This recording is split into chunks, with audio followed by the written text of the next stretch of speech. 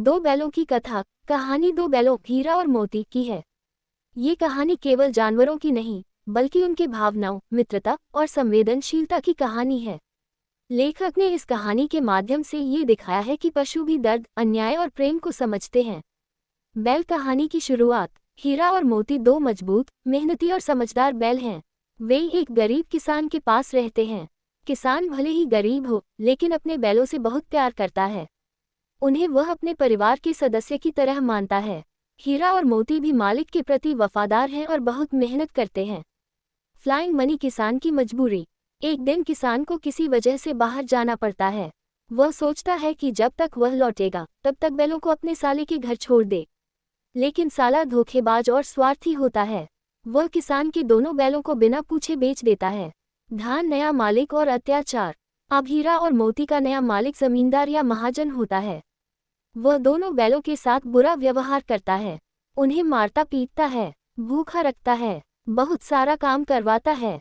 हीरा और मोती को यह अन्याय अच्छा नहीं लगता। वे मन ही मन सोचते हैं कि अब इससे बर्दाश्त नहीं होगा। एक दिन जब महाजन उन्हें एक छोटी सी बात पर बहुत जोर से मारता है, तो हीरा और मोती गुस्से में आ जाते हैं। वे जमीन पर जोर से पैर पटकते हैं, हल उलट देते हैं, खेत बर्बाद कर देते हैं और अंत में जमीन पर गिरा देते हैं महाजन को। ये देखकर गांव वाले इकट्ठा हो जाते हैं और महाजन की बेइज्जती होती है।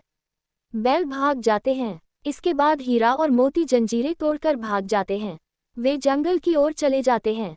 जंगल में उन्हें थोड़ी आज़ादी तो महसूस होती है, लेकिन भूख लगती है, भटकना पड़ता है और उन्हें अपने पुराने मालिक की याद सताने लगती है।